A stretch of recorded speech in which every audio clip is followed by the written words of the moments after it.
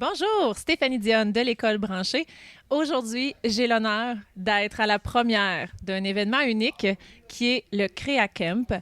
Et j'ai deux des cofondateurs de cet événement-là, dont Maxime Pelchat, qui est enseignant en univers social à l'École Mont-Saint-Sacrement, et Madame Audrey Miller, avec qui j'ai le bonheur de travailler, qui est directrice générale de l'École branchée. Bonjour! Bonjour.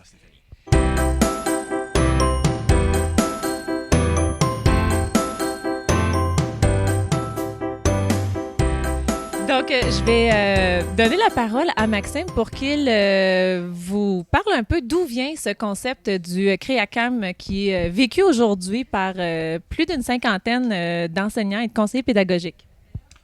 Eh bien, le CréaCamp, Stéphanie, ça vient d'une discussion, comme on en a plusieurs, des fois, à refaire le monde. Et puis, j'étais avec Audrey l'an dernier, je pense, à peu près au printemps, où est-ce qu'on se disait, est-ce qu'il pourrait y avoir une autre offre, dans le fond, là, de journée de formation continue qui nous permet de se mettre les deux mains là, dans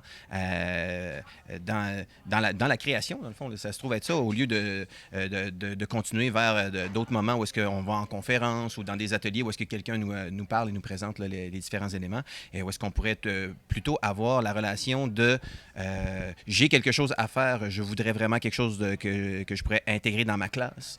J'aurais besoin de ressources autour de moi pour pouvoir y arriver plus facilement, de relever des défis, dans le fond, jusqu'à un certain point.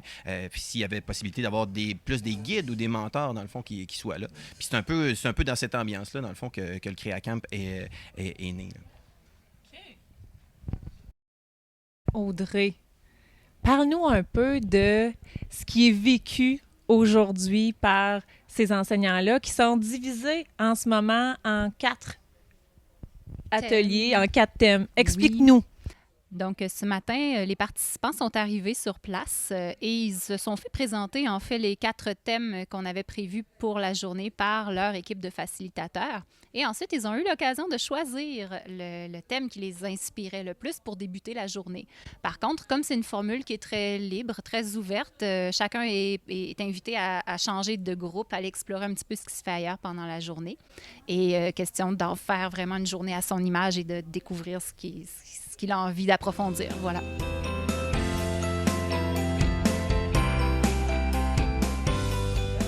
On voulait les amener à explorer des choses qui sont un petit peu plus pratiques. Donc, on a un thème notamment qui permet d'explorer la robotique. Ça va permettre à l'enseignant qui n'en a jamais fait, comme à celui qui a déjà exploré certains kits, de pouvoir s'en imprégner encore plus, de le tester, de le manipuler et de ramener après ça dans sa classe des idées de projet. Ensuite de ça, on a une thématique plus axée sur la programmation.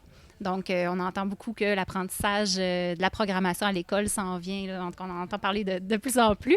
Et on va savoir un petit peu c'est quoi, ça vient d'où, qu'est-ce que ça permet de faire et comment on le fait surtout. Donc, on a des facilitateurs qui abordent cet aspect-là plus particulièrement.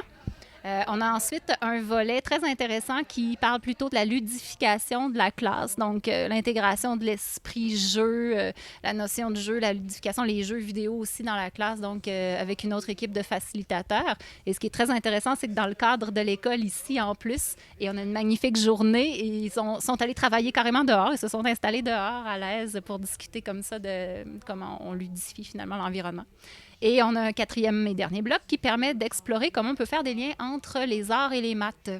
Donc, en exploitant différentes façons, différents outils numériques, entre autres, mais comment on peut intégrer facilement ces deux matières-là qui ont tellement de liens en commun malgré qu'ils aient l'air si opposés. Donc, on a aussi une équipe qui travaille là-dessus. Merci à tous les gens qui ont travaillé à l'organisation du CréaCamp. Merci à tous les enseignants qui ont eu le goût d'être déstabilisés, de prendre part à cette formule différente qui est proposée par votre équipe du CréaCamp Québec. Et puis, un plaisir éventuellement de retrouver un CréaCamp peut-être ailleurs, peut-être l'année prochaine avec de nouveaux thèmes. Donc, merci beaucoup.